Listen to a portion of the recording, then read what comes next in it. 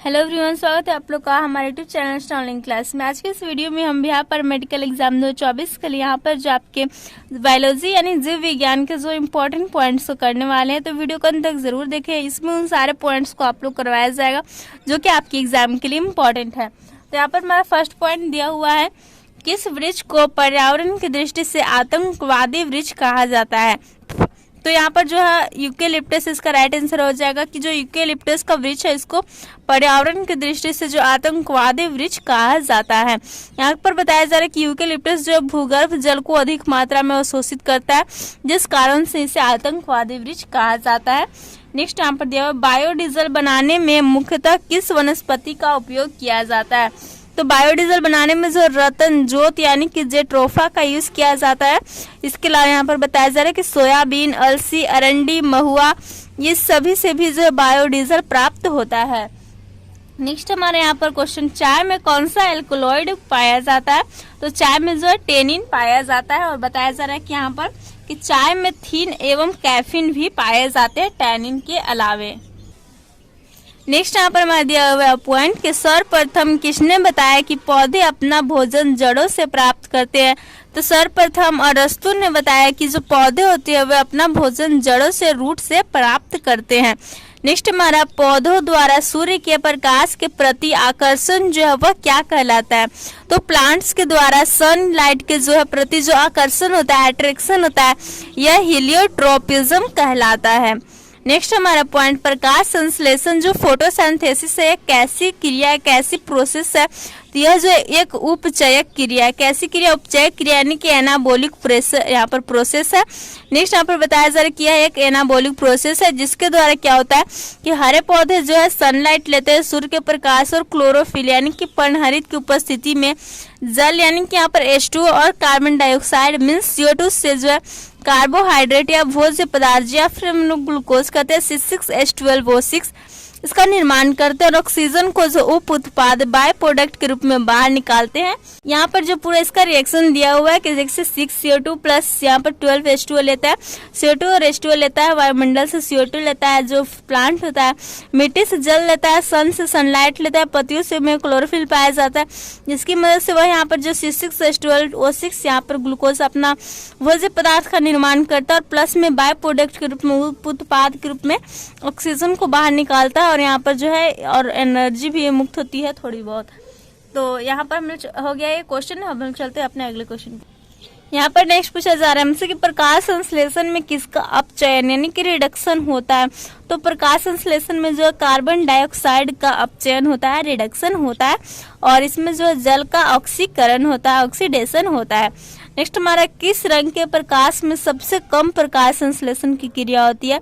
तो जो बैंगनी वायलेट कलर का जो लाइट होता है, प्रकाश होता है, इसमें जो सबसे कम फोटोसिंथेसिस की प्रकाश संश्लेषण की क्रिया होती है।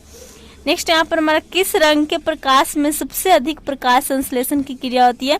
तो जो लाल प्रकाश होता है, रेड लाइट होता है सन का, इसमें जो है सबसे अधिक प्रकाश संश्लेषण की प्रक्रिया होती है। नेक्स्ट यहाँ पर क्वेश्चन हमारा, क्रेब्स चक्र में किस अम्ल का ऑक्सीकरण ऑक्सीजन की उपस्थिति में होता है। तो क्रेब्स चक्र में जो है पायरुविक अम्ल होता है, पायरुविक एसिड, इसका ऑक्सीकरण ऑक्सीजन की उपस्थिति में होता है। नेक्स्ट यहाँ पर पॉइंट दिया हुआ हमारा, प्रकाश संश्लेषण के लिए कौन सी गैस आवश्यक है। तो प्रकाश संश्लेषण के लिए जो CO2 means carbon dioxide gas जो आवश्यक होती है। नेक्स्ट हमारा, हरित लवा की मीन्स क्लोरोफिल में कौन सा धातु आयन पाया जाता है।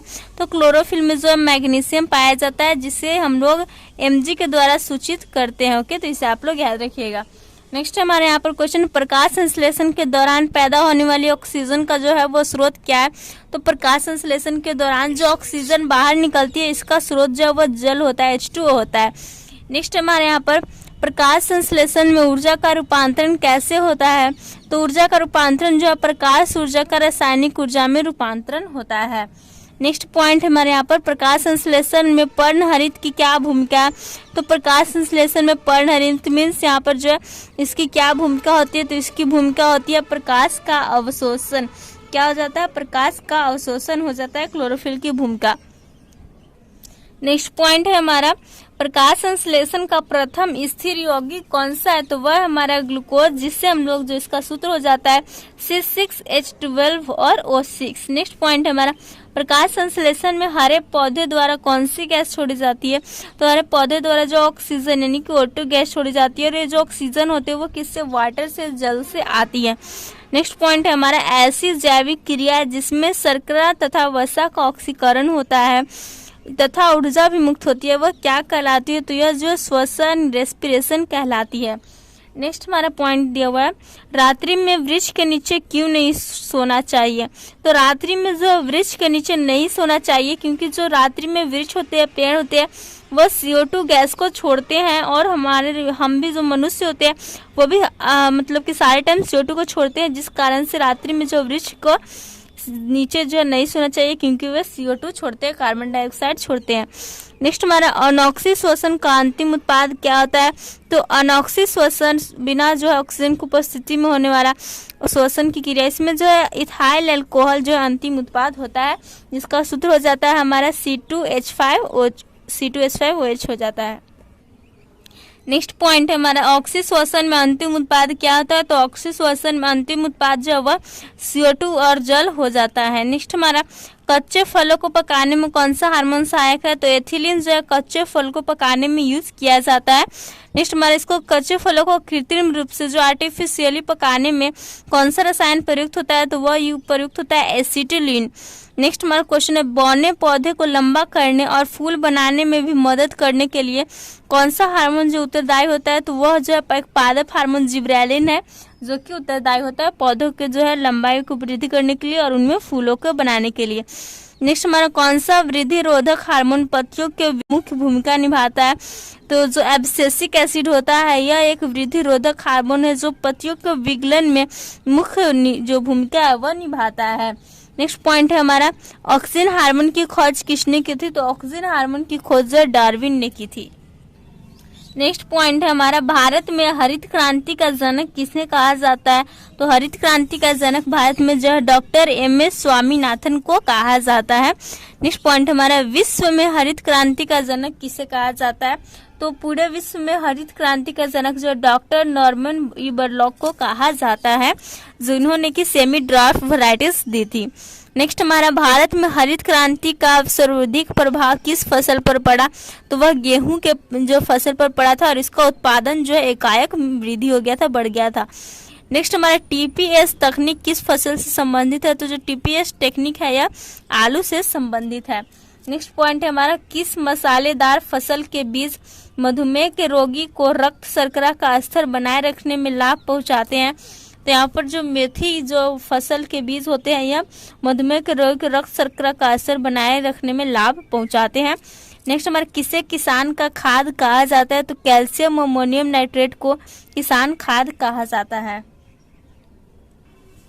नेक्स्ट पॉइंट हमारा आम की जो आम्रपाली संकर प्रजाति है किन प्रजातियों की क्रॉस से विकसित की गई है, यानी कि आम की जो आम्रपाली जो प्रजाति है यह किससे विकसित की गई है, तो यह जो है दशहरी यानी कि नर और नीलम मादा के जो है यहाँ पर क्रॉस से विकसित की गई है आम्रपाली प्रजाति आम की, मैंगो की। नेक्स्ट पॉइंट है हमारा आम की जो अरुणिका संकर प्रजाति है वह किन प्रजातियों के क्रॉस से विकसित की गई है, तो अरुणिका जो प्रजाति है आम्रपाली और वनराज के क्रॉस से विकसित की गई है। नेक्स्ट पॉइंट हमारा यहाँ पर दारोगा जी किस फल की विकसित प्रजाति है, तो यह जो बेल की विकसित प्रजाति है। नेक्स्ट हमारा देश में आम्रपाली आम की प्रजाति किस वैज्ञानिक ने विकसित की थी, तो डॉक्टर RN सिंह ने आम्रपाली आम की प्रजाति विकसित की थी। नेक्स्ट पॉइंट हमारा जिन देशों में पॉलिश किया हुआ चावल मुख्य अनाज के रूप में खाया जाता है वहाँ के लोग जो है किस रोग से पीड़ित हो जाते हैं, तो वहाँ के लोग जो है जहाँ पर चावल जो है वह पॉलिश किया हुआ खाया जाता है वहाँ लोग बेरी से जो है पीड़ित हो जाते हैं। तो यहाँ पर हमने बायोलॉजी के क्वेश्चंस के जो बहुत सारे पॉइंट्स को देखा है, तो आप लोग को वीडियो पसंद है तो वीडियो को लाइक करें, दोस्तों के साथ शेयर करें और भी ऐसे वीडियोस के लिए हमारे चैनल को जरूर सब्सक्राइब कर ले और पैरामेडिकल तैयारी के लिए जो है हमारे चैनल के साथ बने रहें। Thanks for watching.